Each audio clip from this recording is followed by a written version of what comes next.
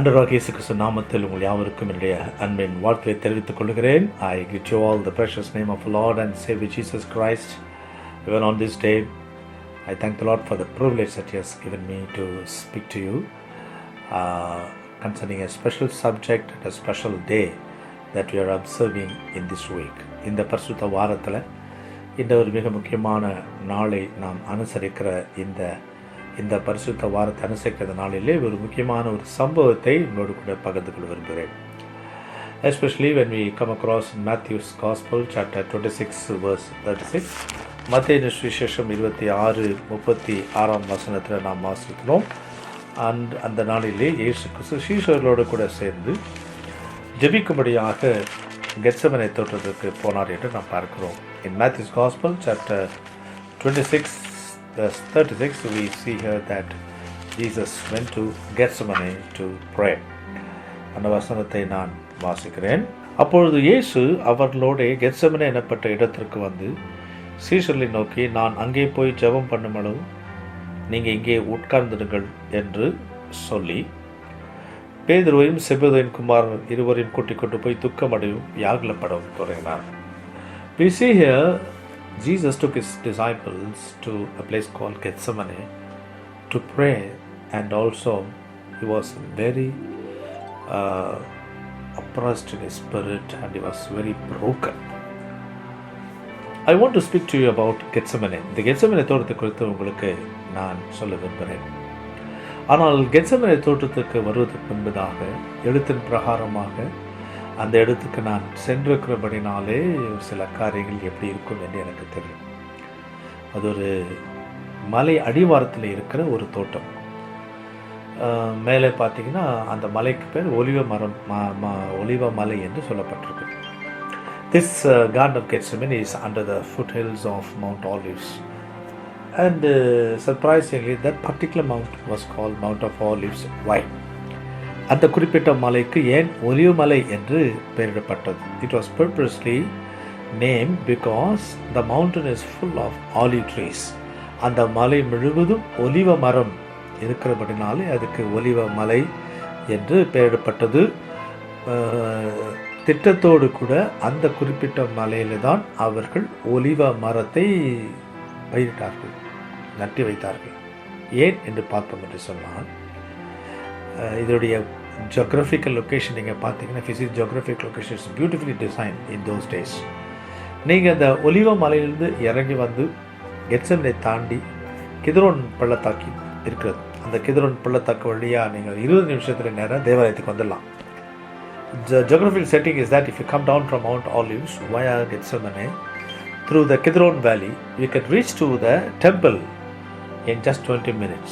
So it's beautifully designed, and that's why this particular mount was chosen to be filled with olive trees. So they planted olive trees. Why? We see in the Bible that in the Old Testament, God commanded the people or asked the priest to tell the people to bring olive oils for their land. நீங்கள் யாத்ராகமம் 27 வசனத்தை வாசிப்பீர்கள். We see here that the Lord commanded the people to bring beaten oil so that the lamps in the temple mount should be burning always. நான் வாசிக்கிறேன். குத்துவிளக்கு எப்பொழுதும் எரிந்து கொண்டிருக்கும்படி இடித்து பிழிந்த தெளிவான ஒலிவ எண்ணெய் உன்னிடத்தில் கொண்டு வரும்படி இஸ்ரவேல் புத்தருக்கு கட்டளிடுவாயாக. பாருங்க, அந்த ஒலிவ மரத்திலிருந்து எடுக்கப்படுற அந்த ஒலிவ எண்ணெய் தான் குத்து விளக்குக்கு இருக்க வேண்டிய எண்ணெய். ஆனால் இந்த எண்ணெய் குறித்து சொல்லும் பொழுது ஆண்டவர் சொன்னார், இந்த குத்து விளக்கு எப்பொழுதும் எரிந்து கொண்டிருக்கும்படி இடித்து பிழிந்த தெளிவான ஒலிவ எண்ணெய் உன்னிடத்தில் கொண்டு வரும்படி. ஏன் இந்த இடத்துல குறிப்பிட்ட அந்த வார்த்தை ஆண்டவர் சொன்னார்? இடிக்கணுமா, பிழியணுமா, தெளிவான ஒளியை கொண்டு வரணுமா. So we see here that Lord commanded the Israelites to bring beaten pure oil. So when I was in London, I remember a particular shop exclusively for olive oil, but it has different sections of olive oil. Then I was surprised to see the virginity, different virginity, 100% virgin, pure virgin, double virgin, triple virgin. அப்போ ஒலிவ எண்ணெய் நான் London மட்டத்துக்கு போகிற பொழுது வாங்குவதற்காக போயிருந்தப்போ அந்த ஒரு குறிப்பிட்ட கடையில் ஒலிவ எண்ணெயிலேயே பலவிதமான ஒலிவ எண்ணெய் இருக்குது. அப்பொழுதுதான் எனக்கே தெரியும். அநேக ஆண்டுகளுக்கு முன்பாக போயிருந்தப்போ ஆச்சரியப்பட்டேன். ஆனால் இந்த வசனத்தை வாசிக்கும் பொழுது ஆண்டவர் சாதாரண ஒலிவ எண்ணெய் அல்ல, இடித்து பிழிந்த தெளிவான ஒலிவ எண்ணெயை கொண்டு வர வேண்டும் என்று சொல்லி. ஸோ எழுத்தின் பிரகாரமாகவே அந்த மலையில் இருக்கிற ஒலிவ மரத்தை எடுக்கிற அந்த இலையிலிருந்து ஒலிவ எண்ணெயை எடுப்பதற்காக ஒரு எண்ணெய் ஆலை மலை அடிவாரத்தில் வைக்கப்பட்டிருக்கிறது. ஸோ அதிலிருந்து பிழிந்து எடுக்கப்படுற ஒலிவ எண்ணெயானது தேவாலயத்துக்கு கொண்டு போகப்பட்டது. But now the interesting question is why Jesus chose Gethsemane? இயேசு கிறிஸ்து ஏன் கெத்செமனேயை தேர்ந்தெடுத்தார் என்று பார்த்தீங்கன்னா ஆச்சரியமான ஒரு வெளிப்பாடை இங்கே பார்க்கலாம். எபிரேய பதத்தில் கெத்செமனுடைய அர்த்தம் ரொம்ப ஆச்சரியமாக இருக்குது. In Hebrew, the word Gethsemane is a two-part word. The word get in Hebrew means press and the word shemen means oil in Hebrew. எபிரேய பதத்தில் கெத் என்ற வார்த்தைக்கு எண்ணெய் ஆலை, இப்போ நம்முடைய ஊரில் எண்ணெய் செக்குன்னு சொல்கிறாங்களே அது மாதிரி எண்ணெய் செக்கு. செமன் என்று சொன்னால் எண்ணெய். அப்போது எண்ணெய் ஆலையில் எடுக்கப்படுற எண்ணெய்க்கு தான் கெத் செமன், அதுதான் அந்த தோட்டத்துக்கு கெத்செமனே என்று பேர் வந்தது. கர்த்தருடைய பரிசுத்த நாமத்துக்கு மகிமையுண்டாதாக. Why Jesus chose Gethsemane? ஏன் ஆண்டவர் கெத்செமனே தோட்டத்தை தேர்ந்தெடுத்தார்? Jesus always went to different kinds of mountains to pray. பொதுவாக ஒரு ஊழியத்தில் நீங்கள் பார்க்கணும், எத்தனோ மலை இருக்குது, எத்தனோ மலையில் ஜெபம் பண்ணார். ஆனால் இந்த குறிப்பிட்ட நேரத்தில் கெத்செமனே போய் ஜெபித்தது காரணம் தெரியுங்களா? ஆண்டவர் இந்த கடைசி நாட்களில் அவர் சிலுவையில் மறிக்க முடியாத தன்னை அர்ப்பணித்து தேவசத்துக்கு போகிற வேளையில் அவர் வியாகுலப்பட்டார். இந்த தமிழ் வார்த்தை, he was depressed, he was totally very much moved, broken in his spirit. So he went to that place. Significant wonderful correlation between the place, name of the place and the emotional situation that Jesus went through. இயேசு கிறிஸ்து தன்னுடைய ஆத்மாவிலே துக்கப்பட்ட நேரத்தில் அவர் உண்மையாகவே அந்த எண்ணெய் ஆலையிலே எண்ணெய் பிழிந்தெடுக்கப்பட்ட பிறகுதான் அது சுத்தமான ஒலிவியனையாக வரும். அதுபோலவே இந்த உலகத்தில் இருக்கிற எல்லா ஜனங்களுக்கும் பிரகாசமான ஒளி வீசு ஒளியாக இயேசு மாறினபடினாலே Jesus became the light of the world. So that to keep the light burning, Jesus has surrendered himself to be squeezed, to compressed, which was the will of God. தேவனுடைய திட்டம் இயேசுவின் வாழ்க்கையில் நிறைவேறுவதற்காகத்தான் அவர் அங்கு தனிமையை விடப்பட்டது. அவர் தன்னுடைய நெருக்கத்தின் மத்தியில் தேவ சுத்தத்துக்கு ஒப்புக்கொடுக்கிறதை பார்க்கிறோம். He wanted a physical support. அவருக்கு ஒரு சரீரப்பான ஒரு துணை தேவைப்பட்டது. ஆகவே தான் சீஷர்களை கூட வாங்கன்னு சொன்னார். ஆனால் பாருங்கள், அவருக்கு அந்த உதவி கிடைக்காமல் போய்விட்டு அவர்கள் தூங்கிவிட்டார். Unfortunately, the disciples who accompanied him to be a source of strength in this time of travail and pain, they slept. Again, Jesus was left alone. Spiritually speaking, we see a beautiful picture how he was squeezed, very much distressed, emotionally and physically broken to surrender to Father's will. Why? To carry the sins and burdens of the whole sinful world.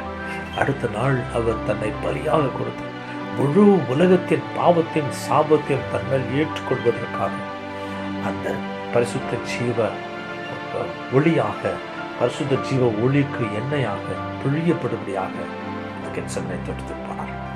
That is a beautiful meaning from this word Gethsemane began. இந்த எண்ணெயை பற்றி சொல்லும் பொழுது பழைய ஏற்பாட்டிலிருந்து எண்ணெய் வருகிறது. இந்த யாத்திராகமத்தில் ஆண்டவர் சொன்னார், இந்த விளக்குக்கு இந்த எண்ணெய் வேண்டும் என்று சொன்னார். அந்த எண்ணெயானது எப்பொழுதும் குத்துவிளக்கு எரிந்து கொண்டிருக்கும்படியான அந்த எண்ணெய் வேண்டும் என்று சொல்வது மாத்திரமல்ல, அங்கே இருக்கிற எல்லா பனிமுட்டுகளையும் அந்த எண்ணெயினால் தான் கழுவார்கள்.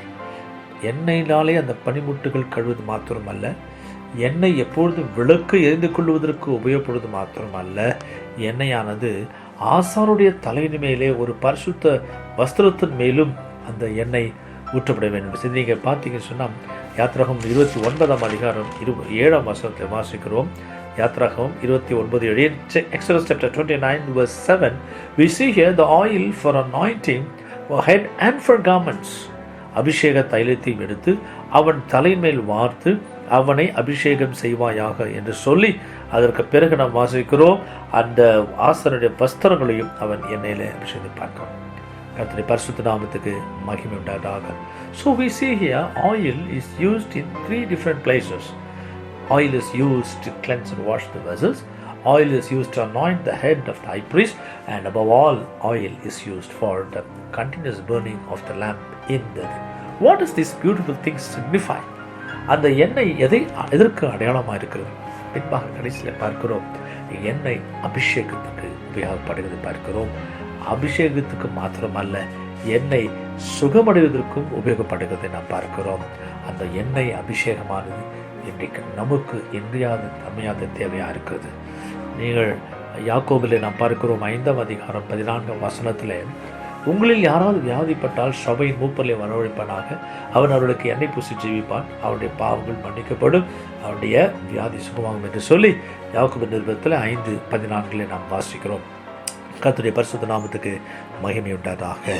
Now not only the oil for healing and not only for oil for the dress head, and also oil is used for anointing. இந்த கடைசி நாட்களில் நமக்கு அந்த எண்ணெய் அபிஷேகத்தை கொடுப்பதற்காக, அந்த பரிசுத்தாவின் நிறைவை கொடுப்பதற்காக நாம் விளக்காய், இந்த உலகத்துக்கு நீங்கள் வெளிச்சமாய் விளக்காய் இருக்கிறீர்கள் என்று ஆண்டவராக சொன்னது போல நாம் அவருடைய விளக்காய் எப்பொழுதும் எரிந்து கொண்டிருக்க வேண்டும் என்று சொன்னால் நமக்கு அந்த எண்ணெய் வேண்டாம். We need the oil in us. We need the anointing in us so that we might be a shining light to this world. இசையில வாசிக்கிறோம், உங்கள் விளக்குகள் எரிகிறதாகவும், உங்கள் விளக்குகள் எரிகிறதாகவும் அறைகள் கட்டப்பட்டதாக சொல்லி சுவிசேஷத்தில் வாசிக்கிறோம். Let your lights be burning. So what does this Gethsemane, Mount of Olives, everything signify? It has a beautiful meaning when we see spiritually in the Bible. So now my question is, are you really a shining light in the darkened world? Are you really anointed by the power of the Holy Spirit? Are you refreshing daily yourself, and or do you have the flow of the oil in your life and through your life? இந்த செய்தியினுடைய தொகுப்பில் நான் கேட்கிற கேள்வி என்ன சொன்னால், உங்களுக்குள்ள அந்த எண்ணெய் அபிஷேகம் இருக்கிறதா? உங்களுக்குள்ளே அந்த பொங்கி வழிகிற அந்த எண்ணெய் அபிஷேகம் இருக்கிறதா? எதற்காக? நாம் பரிசுத்தமடை மாத்திரமல்ல, நாம் எரிந்து பிரகாசிக்கிற விளக்காய் மாத்திரமல்ல, மற்றவர்களுக்கு ஆசீர்வாதத்தையும் மற்றவர்களுக்கு விடுதலையும் கொடுக்கிற ஒரு ஆசீர்வாதமான விளக்காக மாறுவதற்காக தான் இந்த சம்பவங்கள்லாம் எழுத்தின் பிராரமாக நடந்தது. ஆவிக்கிற அர்த்தத்தை நமக்கு கொடுக்கிறது. கர்த்தருடைய பரிசுத்த நாமத்துக்கு மகிமை. What is the prayer of Jesus here? இந்த கெத்செமனே தோட்டத்தில் இந்த புளியப்படுகிற அந்த எண்ணெய் ஆலைக்கு அடையாளமாக இருக்கிற இந்த கெத்செமனே இந்த தோட்டத்தில் இயேசு எதற்காக ஜெபித்தார் பாருங்க. It was a prayer of expectation. It was a prayer of surrender and it was a prayer of submission. அவர் ஒரு எதிர்பார்ப்பின் ஜெபமாய் நாம் பார்க்கலாம். ரெண்டாவதாக அர்ப்பணிப்பின் ஜெபமாய் நாம் பார்க்கிறோம். மூன்றாவதாக தேவனுடைய சித்தத்துக்கு ஒப்பு கொடுக்கிற காரியத்தை நாம் பார்க்கிறோம். prayer of expectation. What Jesus expected? ஒருவேளை இந்த பாத்திரம் என்னை விட்டு நீங்குமானால், ஆண்டவரே, if this cup could be removed from me, Lord, I expect it, but not my will. In this world we expect lot of things a lot to do to you. அநேக காரியங்களை இந்த உலகத்தில் நாம் கர்த்தர் நமக்கு செய்யணும்னு எதிர்பார்க்கிறோம். நான் சொல்றது நடக்கணும், நான் எதிர்பார்க்கறது கர்த்தர் செய்யணும், நான் பண்ணுறது பயக்கணும். பாருங்க, அது இருந்தாலும் நமக்கு ஒரு பழக்கம் இருக்க வேண்டும். ஆயிடும், நான் அல்லாண்டுகிறேன், என் சித்தம் அல்லாண்டுகிறேன், உன் சித்தம் மாத்திரம் நிறைவேறட்டும் என்ற அந்த தேவனுடைய சித்தத்துக்கு அர்ப்பணிக்கிற, தேவனுடைய திட்டத்துக்கு அர்ப்பணிக்கிற அப்படிப்பட்ட உள்ள நமக்கு வேணும். That's what God expects. So from this story of Gethsemane we learned what is the reason for the olives, what is the reason for the name Gethsemane, what is the meaning behind Gethsemane, and what is the meaning of oil press, the oil, and where the oil is used. What a beautiful revelation from this beautiful day that we remember. The day when Jesus went and prayed in Garden of Gethsemane that you and I should be saved, you and I should be washed by the blood, you and I should have a free, sinless life, and that the last days you and I may arise and shine in the glory of Jesus to be a light of this world. And let your lights be burning. May your lights be burning. உங்களுடைய விளக்குகள் எரிதாய் இருக்க கடவுது. இன்னொரு கடைசி ஒரு காத்தி சொல்லி முடிக்கிறேன்.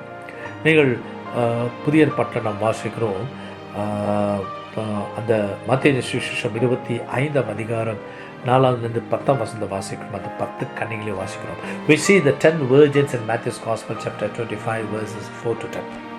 What's happening there? We see those 10 virgins speak of all the people who are saved, all the people who are ready, all the people who are waiting to meet the bridegroom. மணவாளனை சந்திக்கும்படியாக ரட்சிக்கப்பட்டு ஆயத்தமாக இருக்கிற மணவாளனுடைய வருகை ஆயத்தமாக எதிர்நோக்கி இருக்கிற அந்த கிறிஸ்துவின் சரீரமான சபை விசுவாசிகளுக்கு அது அடையாளமாக இருக்கிறார்கள். And what happened to the 10 virgins? The 5% was totally different.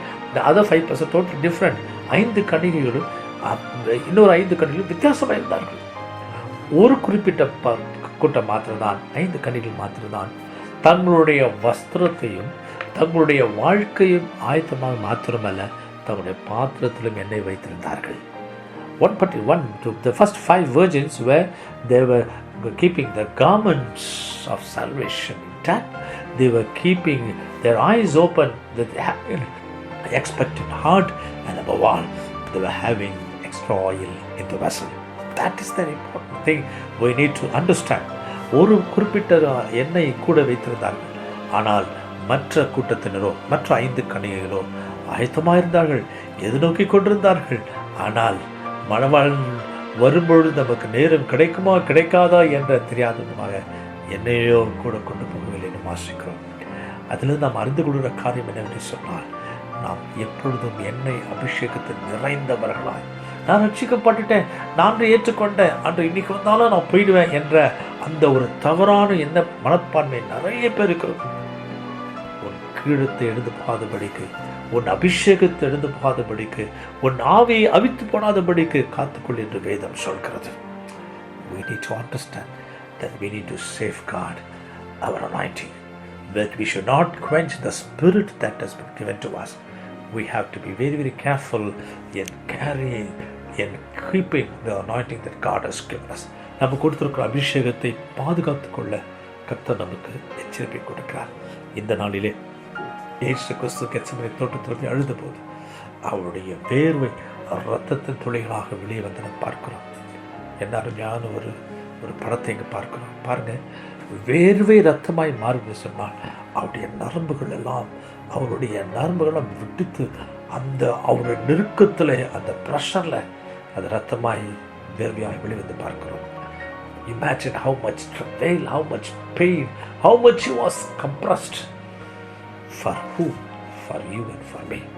என்னை பார்த்து கொண்டிருக்காரு எனக்கு 2 பிள்ளை, நீங்களும் நானும் அவருக்கு பிரியமான பாத்திரமாய் பாவத்திலிருந்து, சாபத்திலிருந்து, வேதிலிருந்து விடுபட்டு, வியாதிலிருந்து விடுபட்டு நாம் சொஸ்தம் அடையும்படியாக, நாம் அபிஷேகத்தில் நிறைந்த வாழ்க்கை வாழும்படியாக, ஒரு ஆசீர்வாதமான வாழ்க்கை வாழும்படியாக, ஆசீர்வதிக்கப்பட்ட வாழ்க்கை மாறும்படியாகத்தான் இயேசு கிறிஸ்து கெத்செமனே தோட்டத்துக்கு போனார்.